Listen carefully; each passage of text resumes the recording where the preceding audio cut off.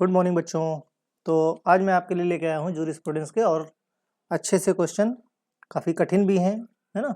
Brain storming वाले हैं, आसानी से सॉल्व नहीं होंगे। कुछ हैं, एक हैं जो कुछ आसान से हैं। मॉक टेस्ट की डेट आपकी पहले से भी आ गई थी, बहुत सारे कन्फ्यूज़न हैं।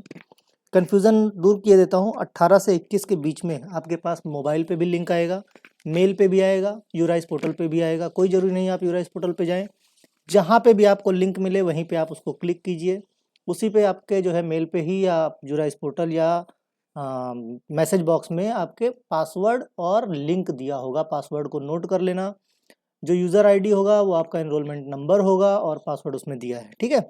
आप जैसे खोलोगे आपकी वो कैमरे का ऑप्शन आएगा, आप अपनी फ़ोटो उस पे जो है करके सेव करके सबमिट कर देना। वापस जब आप दोबारा उसको खोलोगे तो आपका मॉक टेस्ट 20 क्वेश्चन का शुरू हो जाएगा, ठीक। आराम से उसको आप मॉक टेस्ट दीजिए उसी पैटर्न पे। सामने जो है इंस्ट्रक्शंस आते रहेंगे। 25 बार फ्लैग आपको दिया जाएगा। अगर 25 बार अगर आप नहीं समझे तो फिर 26वें बार क्या हो जाएगा, आपको यूएफएम दे दिया जाएगा, अनफेयर मीन दे दिया जाएगा। तो प्रॉब्लम आपके लिए बहुत बड़ी हो जाएगी, ठीक। अब ये है कि 18 को आएगा, 19 को आएगा। जब भी आपको लिंक आता है आप बाकायदे उसको चेक करते रहिए। यूराइस पोर्टल भी, मेल भी और अपना बॉक्स भी, किसी में भी आ सकता है, तीनों में भी आ सकता है, किसी एक में भी आ सकता है। तो बाकायदे आप सर्च करते रहिए उसको, ठीक है। तो कल से, आज 17 है, कल 18 है, कल से लेके 21 के बीच में आपको ये काम पूरा कर लेना है। टाइमिंग आपकी 10 बजे, सुबह 10 बजे से 6 बजे तक की रहेगी। किसी तरह की कोई दिक्कत नहीं होगी इसमें, आराम से काम हो जाएगा, ठीक है। और ये काम जो नहीं कर पाएगा वो एग्जाम में नहीं बैठ पाएगा, सीधी सी बात है, ठीक। अब हम बात करते हैं क्वेश्चंस की, जूरिस्प्रूडेंस की। List of prescription drugs comes under schedule. जो प्रिस्क्रिप्शन ड्रग्स हैं, लिस्ट है उसकी प्रिस्क्रिप्शन ड्रग्स की, वो किस शेड्यूल में, जो ड्रग को प्रिस्क्राइब करनी है, वो ढेर सारी ड्रग्स होती है, उनकी एक लिस्ट होती है, वो किस शेड्यूल के अंडर में आती है। शेड्यूल जे, शेड्यूल के, शेड्यूल एल, ओके। तो ये आती है शेड्यूल एच के अंडर में। कौन सा? List of prescription drugs. Schedules आप लोगों ने पढ़े होंगे। शेड्यूल से क्वेश्चन बनेगा ही बनेगा। अब एक बनता है, दो बनता है, जो भी है, ठीक है। तो इसलिए शेड्यूल याद करने बहुत ज़रूरी हैं और ऐसे पढ़ने से याद नहीं होते, लेकिन एमसीक्यू कई बार सॉल्व करोगे तो ज़रूर याद हो जाएंगे, ठीक है। Rate of fee for test और analysis by central drug laboratory और गवर्नमेंट एनालिस्ट। जो रेट होता है वो क्या है कि एक निश्चित होता है, फिक्स होता है कि इसकी फीस डॉक्टर की इतनी होनी चाहिए, इसकी टेस्ट ऑफ एनालिसिस इतनी होनी चाहिए। ये सेंट्रल ड्रग लेबोरेटरी या गवर्नमेंट एनालिस्ट के थ्रू क्या है, निश्चित कर दी जाती है। लेकिन ये किस शेड्यूल में आता है? Schedule B, schedule C, schedule D, schedule E. तो ये जो रेट ऑफ फी है ये आता है शेड्यूल बी के अंडर में। किसमें आता है? शेड्यूल बी के, ठीक है। अब prohibition of import of certain drugs और कॉस्मेटिक। कुछ ड्रग्स और कॉस्मेटिक्स जो है उनको इंपोर्ट करना अपराध है, प्रोहिबिशन है। तो वो कौन सी हो सकती हैं? अगर कोई ड्रग, एनी ड्रग और cosmetic which is not of standard quality, जो स्टैंडर्ड क्वालिटी की नहीं है, या फिर एनी मिसब्रांडेड और स्पूरियस और अडल्ट्रेटेड ड्रग। कोई ड्रग मिसब्रांडेड है, स्पूरियस या अडल्ट्रेटेड है, तो ऐसी ड्रग को इंपोर्ट करना प्रोहिबिटेड है। Drug not labelled and packed in prescribed manner. कोई ड्रग की लेबलिंग या उसकी पैकिंग प्रिस्क्राइब्ड मैनर में नहीं है तो ऐसी ड्रग या कॉस्मेटिक को भी इंपोर्ट करना प्रोहिबिटेड है। यानी हमारा option all of the above होगा। दूसरा क्या बच्चों कि आपके जो क्वेश्चन होंगे मॉक टेस्ट में वो हिंदी इंग्लिश दोनों में होंगे, लेकिन आपके आंसर्स शायद जो है सिर्फ और सिर्फ इंग्लिश में होंगे। तो आप इंग्लिश के एमसीक्यू याद करने की कोशिश करो। ये एक ड्रॉबैक है जिसे कोई बदल नहीं सकता। तो फाइनल एग्जाम में क्या होगा ये भी कोई बोल नहीं सकता। हो सकता है कि पेपर आपका दोनों लैंग्वेज में हो और ऑप्शन सिर्फ इंग्लिश में हो, ठीक है।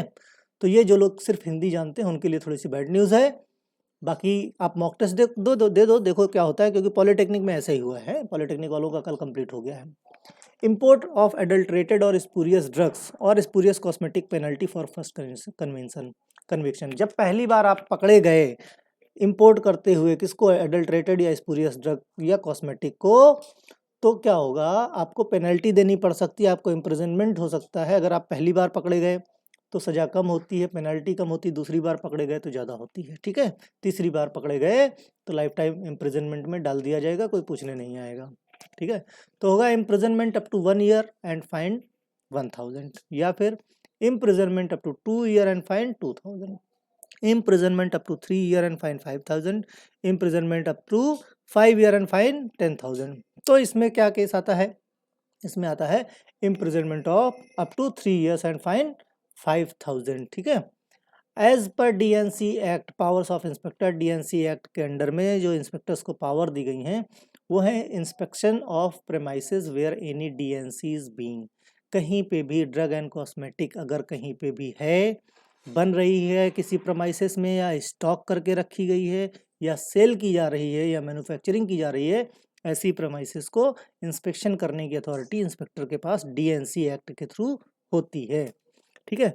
Inspection of premises where DNC being sold, being manufactured, ठीक है। ये सारे पॉइंट मैं क्लियर कर चुका हूँ, यानी हमारा ऑप्शन क्या होगा, डी ऑप्शन होगा, ठीक है।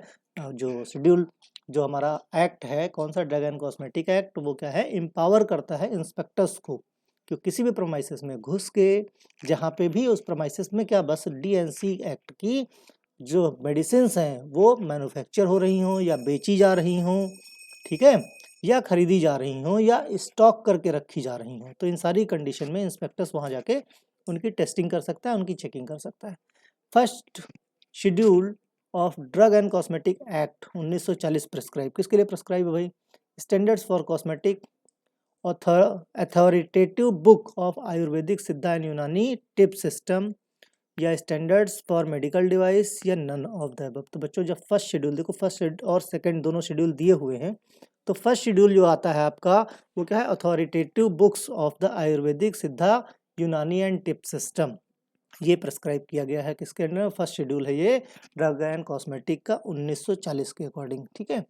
अब मिनिमम एरिया ऑफ शॉप, देखो ये कन्फ्यूजन बहुत होता है लोगों को कि सर रिटेल में कितना होता है, होलसेल में कितना होता है।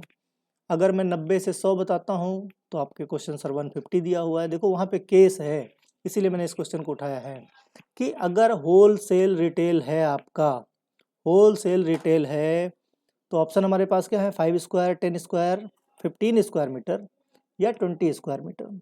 अगर होलसेल रिटेल दोनों है तो इस केस में हमारा क्या होगा, 15 स्क्वायर मीटर, यानी अप्रॉक्स 155 या 150 स्क्वायर फीट। अगर यहीं से सिर्फ रिटेल का केस होता तो कितना होता, 10 स्क्वायर मीटर्स, यानी अप्रॉक्स हमारा कितना हो जाता, 100 के आसपास, है ना। तो ये कंफ्यूजन दूर कर लीजिए आप अपनी। The plant of species of papaver from which opium और any phenanthrene alkaloid can be extracted, कौन सी है भाई species, coca, heroin, cannabis, opium poppy. तो the plant of species of papaver, जो पेपावर की स्पीसीज है, फ्रॉम विच ओपियम, जिसमें से ओपियम और फेनेंथ्रीन एल्कोलाइड को एक्सट्रैक्ट किया जाता है, that is called opium Poppy. What is called, that is called opium Poppy. याद रखना, बहुत इंपॉर्टेंट है, नार्कोटिक्स से क्वेश्चन जरूर बनेगा। शेड्यूल के क्या है भाई, list of drug that can be used with caution under medical supervision, list of drug exempted from certain provision governing import drug, drugs exempted from certain provision relating to manufacture of drug, या फिर none. तो schedule के में हमारा आता है drugs exempted from certain provisions relating to manufacture drugs, यानी हमारा सी ऑप्शन सही है। नेक्स्ट है, who among the following is the chairman of DTAB। देखो कहीं कहीं पे DTAB दिया रहता है, मैंने DTAB ना लिख के ड्रग टेक्निकल एडवाइजरी बोर्ड कर दिया है ताकि कंफ्यूजन की स्थिति आपकी ना आए। तो ड्रग टेक्निकल एडवाइजरी बोर्ड को ही बोलते हैं DTAB। तो इसका चेयरमैन कौन होता है, drug controller of India, the president of pharmacy council of India, या president of medical council of India, या director general of health service. तो DTAB का जो चेयरमैन होता है वो कौन होता है, who is the director general of health service. जो director general of health service होता है, DGHS, क्या लिखा रह सकता है वहां पे, DGHS एब्रीविएशन में, याद रखना इन चीजों को, DGHS भी होता है। अगर DGHS लिखा रहे तो आप समझ जाना ये किसकी बात कर रहा है, director general of health service. तो ये क्या होते हैं, ये चेयरमैन होते हैं किसके, DTAB यानी ड्रग टेक्निकल एडवाइजरी बोर्ड के, ठीक है। The central laboratory situated in, अब जो सेंट्रल लेबोरेटरी है वो कहाँ पे सिचुएटेड है, कहाँ पे स्थित है, मुंबई, दिल्ली, लखनऊ, या कोलकाता। तो बच्चों जो सेंट्रल लेबोरेटरी है that is situated in Kolkata. PCI reconstituted in every, PCI कब बार बार कब उसका गठन कब कब होता है, 5 साल, 8 साल, 6 साल, 10 साल। तो बच्चों every 5 years PCI will be reconstituted, यानी उसका गठन दोबारा से किया जाता है। नेक्स्ट है फॉर, अब देखो ब्रेन स्टॉर्मिंग स्टार्ट कर दो, है ना, दिमाग पे जोड़ दो, क्योंकि अब तक आसान क्वेश्चन थे, अब थोड़ा टफ की तरफ हम लोग बढ़ रहे हैं। For wholesale licence of drug other than specified in schedule C1 and X issued in form. देखो बहुत सारे फॉर्म्स हैं जो पूछे जाएंगे तो कंफ्यूज हो जाओगे, तो इसीलिए मैंने लगभग मैक्सिमम कवर किए हैं, जो बचे होंगे वो आगे के उसमें कवर कर देंगे, ठीक है। तो होल सेल लाइसेंस का जो ड्रग्स हैं अदर देन कौन सी, जो कि स्पेसिफाइड नहीं है किसमें, C1 और X में, उसको वो किस फॉर्म पे इशू की जाती हैं, 20BB, 21B या 20E या 20B। तो इनके लिए हमारा फॉर्म 20B, यानी डी ऑप्शन इज करेक्ट। ध्यान से पढ़ना, ध्यान से। अदर देन क्या है, the wholesale licence of drug, जो लाइसेंस है होल सेल का, होलसेल करने का जो लाइसेंस दिया जाता है उसमें ड्रग्स तो हैं, लेकिन कौन सी, other than specified in schedule, जो कि ये ऐसी ड्रग्स बिल्कुल नहीं है, कौन सी नहीं है, जो C1 और X में इशू की जाती हैं, ठीक है। नेक्स्ट है wholesale licence for other than schedule C and C1 drugs from motor vehicle issued form. ये किस में आएंगी, schedule form number 20B, 20BB, 20G या 21E। तो ये आती हैं फॉर्म नंबर 20BB में, है ना, यानी बी ऑप्शन हमारा सही होगा। Retail sale of drugs other than specified in schedule C1 and X issued in form. जो रिटेल सेल होता है ड्रग्स का, कौन सी drugs, other than specified in, same वही केस है जो होलसेल में था, कौन सी ड्रग, C1 और X इशूड इन फॉर्म, किस में इशू होती है, कौन से नंबर में, 20, 21, 22 या नन ऑफ द अबव। तो ये होती है रिटेल के लिए फॉर्म नंबर 20, यानी A option is correct. For retail drugs specified in schedule C and C1। देखो क्या है, पढ़ने में बहुत बोरियत लग रही होगी, क्योंकि ये बोरिंग सब्जेक्ट है, होता है थोड़ा सा, ठीक। तो इसके लिए जब पढ़ने में बोरियत लगने लगे तो आपका AB मोटिवेशन में, इसी वीडियो के नीचे डिस्क्रिप्शन बॉक्स में जाओगे, जो पहला लिंक मिलेगा, लाइफ चेंजिंग वीडियो मैंने बनाया है AB मोटिवेशन के नाम से, उसको एक बार आप देखो तो जीवन में उतारो, और देखो आपकी सारी बोरियत भी दूर हो जाएगी और पढ़ना शुरू कर दोगे, ठीक है। For retail drugs specified in schedule C1 excluding those specified in schedule X issued in form. देखो अभी तक किस पे बात हो रही थी, रिटेल होलसेल की, कौन कौन सी, सारी ड्रग्स थी, लेकिन एक्सक्लूड थी C1 और X, ठीक, वो फॉर्म पे थी। अब हम किसकी बात कर रहे हैं, रिटेल ड्रग्स की बात कर रहे हैं, जो कि स्पेसिफाइड है किसमें, शेड्यूल C और C1 में। इसमें किसको एक्सक्लूड कर दिया गया है, शेड्यूल X को। अभी तक जो हम एक्सक्लूड कर रहे थे वो C1 X तीनों को कर रहे थे, राइट। अब किसको अब हम कर रहे हैं, केवल C और C1 को इंक्लूड कर रहे हैं और एक्सक्लूड कर रहे हैं शेड्यूल X को। अब ये किस फॉर्म में आएगा, 20, 21, 22 या नन ऑफ द अबव। तो ये जो आएगा हमारा फॉर्म नंबर 21 में, ठीक है, फॉर्म नंबर 21 में, यानी हमारा बी ऑप्शन सही है। अब retail of drugs for schedule X, देखो सब चीज इंक्लूड कर, पहले शुरुआत हमने कहाँ से की, होलसेल से, फिर हम आए रिटेल पे, किसकी रिटेल पे, कि जो कि drugs other then C1 X हैं, फिर हमने क्या किया, C और C1 को इंक्लूड किया। अब हम किसकी बात करने जा रहे हैं, शेड्यूल X की, है, क्योंकि इसके पहले वाले में शेड्यूल X को एक्सक्लूड यानी उसको बाहर निकाल दिया गया था। अब हम शेड्यूल X के बारे में बात करेंगे। Retail of drugs for schedule X किस फॉर्म पे इशू की जाएगी। देखो क्या है कि होता तो मैं एक क्वेश्चन उठा लेता, ठीक है, किसी भी शेड्यूल पे, यानी C1 या X पे, या अदर देन C1 X पे, तो वहाँ पे आपको बहुत सारे कन्फ्यूजन होते हैं, इसीलिए मैंने इससे रिलेटेड सारे क्वेश्चन एक साथ उठा लिए, कि इसको माना कि पहली बार में समझ में नहीं आएगा जिसने नहीं पढ़ा है। मैं ऑनेस्टली बताता हूँ, बिल्कुल इसमें ओवर स्मार्टनेस की कोई ज़रूरत ही नहीं किसी को बनने की, पहली बार में समझ में नहीं आएगा, आप 2, 3, 4 बार देखिए, लेकिन क्वेश्चन बहुत इंपॉर्टेंट है। जब भी कोई एक क्वेश्चन पिक करता है, क्वेश्चन पिक करके मैं वीडियो बनाऊंगा, आपको इम्पॉसिबल है नहीं समझ में आएगा, आपने नहीं पढ़ा तो। इसीलिए इससे रिलेटेड सारे क्वेश्चन मैंने एक साथ प्लॉट कर दिए हैं, तो अब यहाँ पे आप कंपेयर भी कर लोगे, समझ में भी आएगा। फिर बोलता हूँ, शुरू किया था मैंने होलसेल से, फिर एक्सक्लूडेड कौन सी ड्रग्स थी, C1 और X शेड्यूल की थी, ठीक। रिटेल पे भी आए, वहाँ पे भी। फिर अब देखो हर जगह हमने C1 और शेड्यूल X को क्या है, एक्सक्लूड करके रखा है। एक्सक्लूड मतलब बाहर निकाल के रखा, इनके अलावा बाकी ड्रग्स बेची जा रही थी। फिर मैंने C और C1 को ले लिया, उसमें कौन सा फॉर्म, किस फॉर्म पे इशू होंगी, यहाँ पे बात की जा रही है retail of drugs for schedule X drugs. अब जो शेड्यूल X की ड्रग्स हैं वो किस फॉर्म पे इशूड होंगी, इनका लाइसेंस किस फॉर्म पे इशू किया जाएगा, उसके लिए होता है फॉर्म 20F, 20G, 20 या 21। तो रिटेल ड्रग्स के लिए होता है, शेड्यूल एक्स की ड्रग्स के लिए फॉर्म नंबर 20F।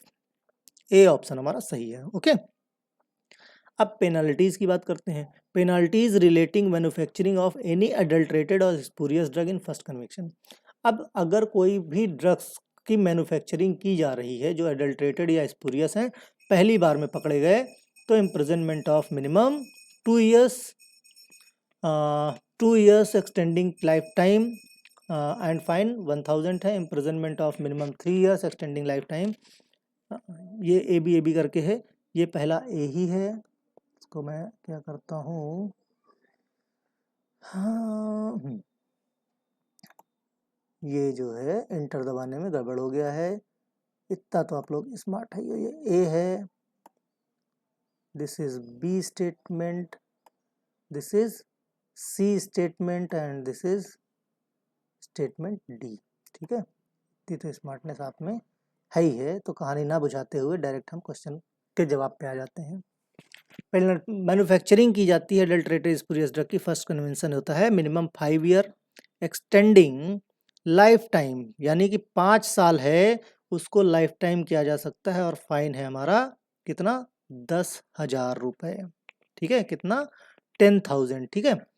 अब देखो होता क्या है, सेम केस वही है, penalties relating manufacturing any adulterated spurious drug इन सब्सीक्वेंट कन्वेंशन, यानी दोबारा अगर आपने ऐसा किया, दूसरी बार अगर आप पकड़े गए यही सेम करते हुए, सेम कंडीशन यहाँ पे भी बच्चों, this is the A statement and this is B statement, C and this is D statement. Okay, तो अगर दोबारा पकड़े गए एडल्ट्रेटेड स्पूरियस ड्रग्स को बनाते हुए तो क्या होगा, imprisonment for minimum 5 year extending lifetime, या और फाइन कितना, 10,000।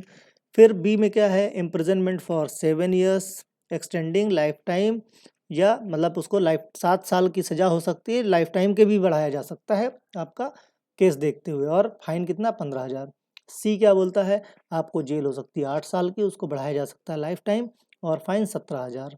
डी क्या है, imprisonment for minimum 10 year extending lifetime and fine 20,000, 20,000 तक का फाइन आपको देना पड़ सकता है, ठीक है।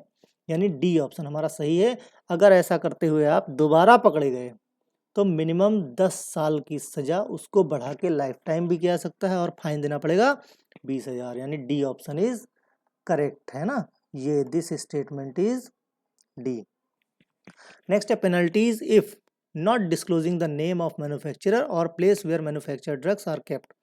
अब अगर आप कोई ड्रग मैन्युफैक्चर कर रहे हो, या कहीं पे आप उसने उसका वेयर हाउस बना रखा है लेकिन उसको डिस्क्लोज नहीं किया है, मैन्युफैक्चरर का नाम नहीं डिस्क्लोज किया है, या फिर जहाँ पे आपने स्टोर कर रखा है, स्टॉक कर रखा है, रख के रखा है, ठीक है, मैन्युफैक्चर्ड ड्रग्स आर केप्ट, जहाँ पे आपने रखा है उस जगह का नाम नहीं डिस्क्लोज किया है, तब भी आपको पेनल्टीज पड़ सकती हैं, आपको जेल हो सकती है। कितना, इम्प्रिजनमेंट यानी जेल हो सकती है 1 साल की, and fine up to 100 rupees, या दोनों। बी क्या है, imprisonment up to 2 years and fine up to 500, और दोनों, या फिर या तो 2 साल की सजा या 500 रुपए का फाइन, या दोनों हो सकता है। सी में imprisonment up to 3 years and fine up to 1000, और बोथ, या दोनों हो सकता है, यानी हमारा कौन सा, सी ऑप्शन इज करेक्ट है। अगर आप ऐसा करते हैं, या तो आप मैन्युफैक्चरर का नाम नहीं डालते हो, या कहाँ पे आपने रखा है उस चीज़ को आप क्लियर नहीं करते हो, डिस्क्लोज नहीं करते हो, तो आपको 3 साल की सजा हो सकती है, या 1,000 रुपये का जुर्माना, या आपको दोनों देना पड़ सकता है, ठीक है। फिर penalties for using the report of government analyst for advertising any drug in first convention. अब देखो क्या है कि अगर कोई ड्रग कोई जो है रिपोर्ट है आपकी, आपके पास कोई रिपोर्ट है कौन सी गवर्नमेंट एनालिस्ट की, आप उसको एडवर्टाइजिंग के लिए यूज़ करते हो, अपनी एडवर्टाइजिंग के लिए, अपनी कंपनी अपने प्रोडक्ट के एडवर्टाइजिंग के लिए यूज़ करते हो पहली बार, तब आपको कितनी सज़ा हो सकती है? Fine up to 100, fine up to 200, fine up to 300 या फाइन अप टू 500। तो आपको 500 रुपये देना पड़ सकता है एज ए फाइन, अगर आप कोई भी गवर्नमेंट एनालिस्ट की रिपोर्ट को एडवर्टाइजमेंट के लिए, प्रचार प्रसार के लिए अगर आप इस्तेमाल करते हो पहली बार पकड़े गए तो। ठीक, अब सेम केस अगर एडवर्टाइजिंग के लिए आप जो है इस रिपोर्ट को सेकेंड टाइम अगर पकड़े जाते हो, दूसरी बार यानी सब्सीक्वेंट टाइम दोबारा पकड़े गए, तब देखो पहली बार तो 500 रुपये दे के छोड़ दिया गया, दोबारा फिर वही केस करोगे तो दोबारा थोड़ी छोड़ा जाएगा, फिर क्या होगा? या तो जेल होगी 3 साल की, या फाइन देना पड़ेगा दोनों, या दूसरा बी का ऑप्शन क्या बोलता है? इम्प्रिजनमेंट अप टू 5 ईयर्स और फाइन और both, imprisonment up to 7 years और फाइन और both, imprisonment up to 10 years fine या बोथ। तो बच्चों पहली बार में आसानी से छूट जाओगे 500 रुपये दे के, अगर आपने गवर्नमेंट एनालिस्ट की रिपोर्ट को अगर एडवर्टीजमेंट के लिए यूज़ किया। लेकिन सेम केस दोबारा अगर हो गया तो 10 साल की सज़ा होगी, फाइन या फाइन होगा, या फिर दोनों हो सकता है। समझ गए? सोचो कितना डिफरेंस है, पहली बार 500, दोबारा में 10 साल की सज़ा। फिर penalties for manufacture and sale of spurious cosmetic. Spurious cosmetic को अगर आप मैन्युफैक्चर या सेल करते हो तो क्या होगा? Imprisonment up to 1 year and fine, imprisonment up to 2 year and fine, imprisonment up to 3 year and fine. तो आपको 3 साल की सज़ा या फाइन देना, और फाइन दोनों देना पड़ सकता है। ठीक है, अगर आप जो है मैन्युफैक्चर या सेल करते हो स्पूरियस कॉस्मेटिक को। ठीक, देखो होता क्या है, देखो ये क्वेश्चंस थोड़ा घुमाने वाले हैं बच्चों, दिमाग को मतलब एकदम अजीब सा कर देने वाले हैं कि क्या हो रहा है ये सब, बार बार क्वेश्चन वही एक जैसे लग रहे हैं सारे के सारे, सब में मैन्युफैक्चर हो रहा है, सेल हो रहा है, कोई डीएनसी एक्ट है, कोई स्पूरियस है, कोई अडल्ट्रेटेड ड्रग्स हैं, बस कहीं पे 2 साल की सज़ा हो रही, कहीं 5 साल, कहीं 10 साल। ये अभी क्या पहली बार में ऐसा ही होगा, 2-2 3-3 बार आप वीडियो देखो आपको समझ में आएगा। या तो दूसरा तरीका है आप पढ़ लो, अगर नहीं पढ़ा तो थोड़ा तो दिमाग पे भूचाल आएगा, है ना, थोड़ा दिमाग पे जोड़ दो तभी याद हो पाएगा। लेकिन ऐसे क्वेश्चन बड़े इंपॉर्टेंट से हैं, पूछे जाते हैं, और जब पूछे जाते हैं तो अक्सर गलत हो जाते हैं। Penalties act, if not keeping the record manufacture and sale of cosmetic in the specified manner.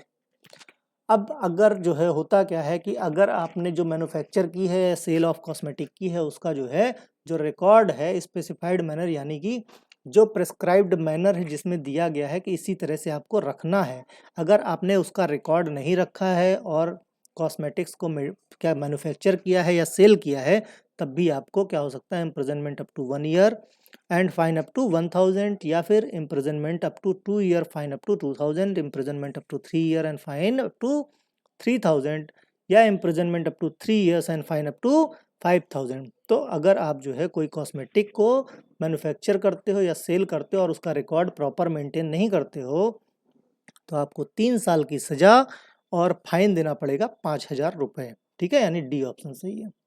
The medical termination and pregnancy act भाई कब आया था? 1971, 1955, 1940 या 1945 में। तो मेडिकल टर्मिनेशन जो एक्ट है वो हमारा आया था 1971 में। किसमें? हमारा सही जवाब है ए, 1971 में। ओके, तो इन क्वेश्चंस को अच्छे से कीजिए, आप कितना कर पाए कितना नहीं आप डिस्क्रिप्शन बॉक्स में, सॉरी कमेंट बॉक्स में लिखिए और एंजॉय कीजिए। बाय।